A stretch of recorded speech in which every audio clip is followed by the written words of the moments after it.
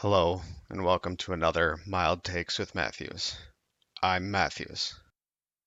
Today I'm going to be discussing the Netflix film The Old Guard. So let's dive in, shall we? Number one, set 'em up, knock 'em down. The first act in this film is pretty good.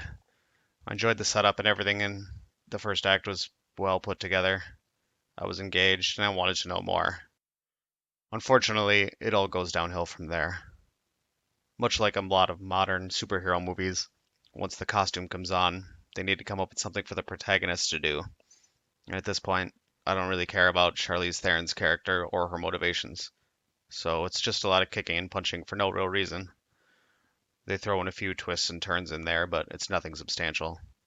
I mean, you had me at the beginning with the concept, but then the entire conflict of the film felt really contrived. An evil corporation run by Dudley Dursley wants to steal their blood to cure cancer. Why is this bad? Why don't they just give it up willingly? They're supposed to be the good guys, right? Or are they going for a moral ambiguity thing? I don't know, and the movie doesn't show us. Number two, asking the tough questions. Okay, so we have the classic trope of the newcomer to the crew who needs everything explained to her. So we, the audience, can learn along with her. And that's fine. It works well in this film, where we have a lot of questions. But there's a lot of hand waving in this film. We know they can heal really fast and they push bullets out of themselves, but what happens if they get their heads cut off? Do they regrow a new head? What if they get tossed in a wood chipper? How did they get this power? Is it a genetic mutation or some spiritual thing? Are they superheroes?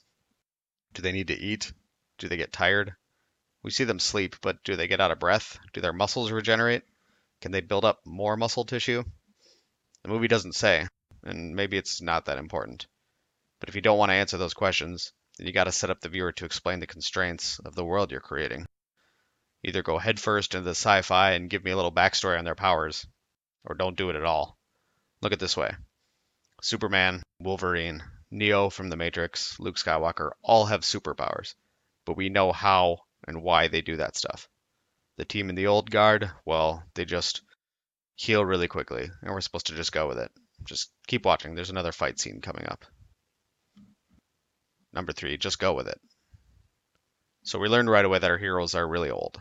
We see a Civil War picture of Charlize Theron, and at one point, there's a brief flashback of her wearing some Middle Eastern or Egyptian armor.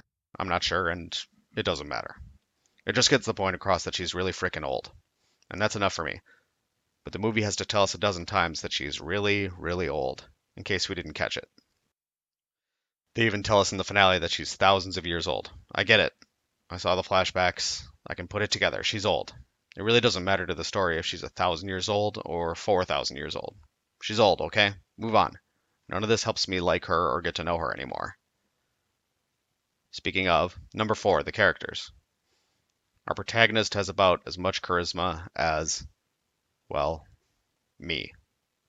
She's boring, lacks motivation, and it makes it really hard to care about her or her mission.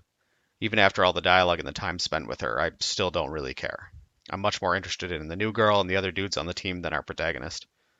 They even try to shoehorn in some emotion at the end of the film by showing her all the good deeds she brought to the world by saving people.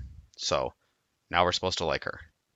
Even though she's been completely selfish and has had no personality the entire film. Are we supposed to wonder about her motivations and then finally come around and realize she's a good person? Is that what I'm supposed to be getting out of this film? The best thing I got out of this movie is when I got out of this movie. Get it? Number five, the music. Should I talk about the music? If you've seen the movie, you know what I'm talking about. Let me put it this way. If every fight scene has silly electro pop in the background, it makes it hard to feel like there are any real stakes. I'm just going to leave it at that. In closing, is The Old Guard a good film? I think if you watch the trailer, you already know if you're going to like it or not. There's some good action and a few nice moments between the characters, but essentially, there aren't any unexpected elements to make someone love or hate the movie. It's just kind of there. Either you're the type of person to enjoy this or you won't. So that's my mild take. The mildest to date. Thanks for watching and stay tuned for more mild takes.